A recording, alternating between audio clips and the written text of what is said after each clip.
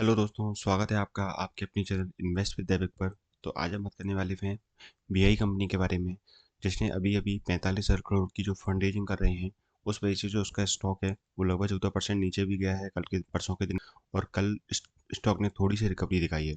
तो इसी स्टॉक के बारे में आज हम सारी बातें करेंगे, क्या कंपनी के फंडामेंटल हैं और कंपनी क्या ग्रो कर सकती है आगे, क्या कंपनी में अभी इतनी पोटेंशियल है कि वो आगे और बढ़ सकती है। इन सारी चीज़ों में आगे हम बात करेंगे। तो वीडियो को अंत तक जरूर देखिएगा, और यदि आपने चैनल को अभी तक सब्सक्राइब नहीं किया तो प्लीज़ चैनल को सब्सक्राइब कर लीजिएगा।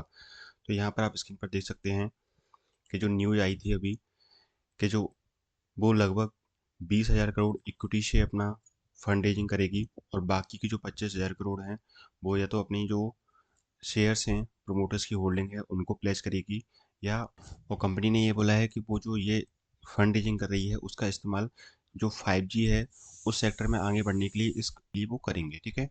तो कंपनी के क्या फंडामेंटल हैं, कंपनी कितनी आगे ग्रो कर सकती है, इन सब पे चलिए हम बात करते हैं। कंपनी सबसे पहले हम फंडामेंटल देखते हैं। यदि देखिए कंपनी के हम फंडामेंटल की बात करें तो कंपनी की जो मार्केट कैप है वो यहाँ पर आप देख सकते हैं कि लगभग 66,448 करोड़ रुपए की है। कंपनी का करंट प्राइस 13 रुपये 60 पैसे चल रहा है।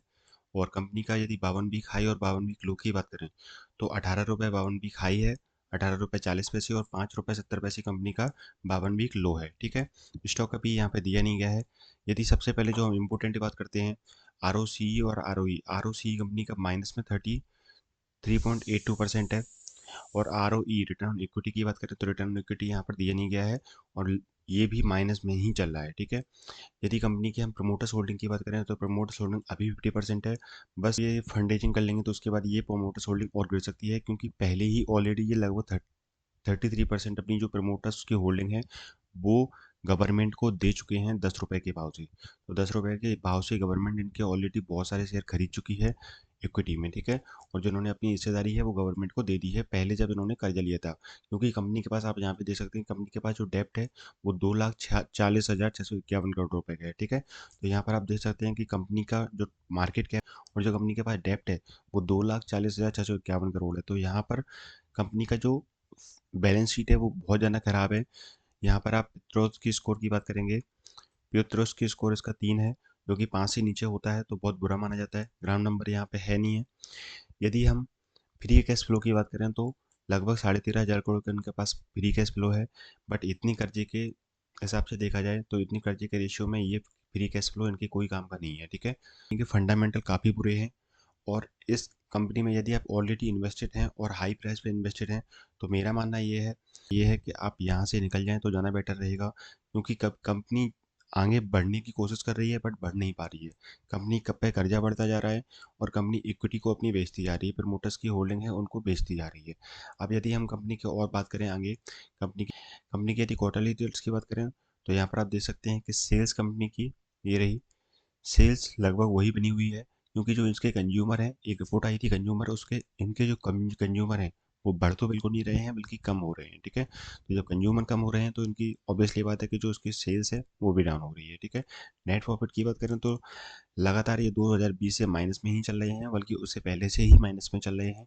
कभी इनका 7,000 कभी 8,000 का लॉस, इतना लॉस इनका होता रहता है। ठीक है। और अभी हाल फिलहाल 2023 दिसंबर 2023 में इनका जो लॉस है वो 6,986 करोड़ रुपए का हुआ है। ठीक है। अब यदि हम बात करें इनके शेयर होल्डिंग पैटर्न की, तो शेयर होल्डिंग पैटर्न यहाँ पर आप देख सकते हैं। कंपनी के जो प्रमोटर्स हैं उनकी जो होल्डिंग्स है वो लगातार गिरती जा रही है। पहले इन्होंने गवर्नमेंट को अपनी होल्डिंग्स दी थी 72, 74, 75 से, इनकी अब जो होल्डिंग है वो 50.36 तक आ चुकी है। और जो गवर्नमेंट की होल्डिंग है वो 33.18 है। चूंकि जो गवर्नमेंट का कर्जा नहीं पटा पा रही थी, इस वजह से इन्होंने अपनी होल्डिंग्स को गवर्नमेंट को दे दिया था। ठीक है। और यदि हम एफ आई एच और डी आई की बात करें इसमें, तो एफ आई एच और डी आई इसमें 3% है, और एफ आई एच का जो इसमें इन्वेस्टमेंट है वो 2.27% है। बट यदि आप कंपेरिजन करेंगे तो पहले जो एफ आई एच थे वो 4%, 4.2% थे, यहाँ पर आप देख सकते हैं कि 2021 में। और 2022 में भी देखेंगे सितंबर और दिसंबर में तो लगभग 3.5% के अराउंड एफआईआईज थे, जो कि अब कम होके लगभग 2.5% रह गए हैं। तो मेरा मानना ये है कि कंपनी की जो फाइनेंशियल कंडीशन है वो बहुत ज़्यादा बेकार है, बैलेंस शीट बेकार है।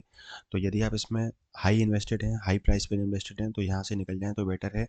बहुत ज़्यादा लॉन्ग टर्म में भले ही ये कंपनी को थोड़ा बहुत ग्रो कर जाए, लेकिन इतना कर्जा होने के बाद इस पर इतना प्रेशर है कि ये मेरे हिसाब से बिल्कुल भी ग्रो नहीं कर पाएगी। ठीक है, तो शॉर्ट टर्म प्रॉफिट के लिए जैसे आप स्विंग ट्रेडिंग करते हैं या कोई चीज़ करते हैं, कोई न्यूज़ आ जाती है उस वजह से आप इसमें पैसा कमा सकते हैं तो ठीक है।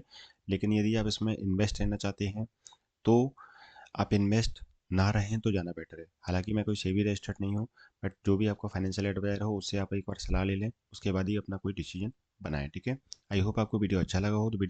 तो वीडियो को लाइक कीजिएगा, शेयर कीजिएगा एंड चैनल को सब्सक्राइब जरूर कीजिएगा। Thank you.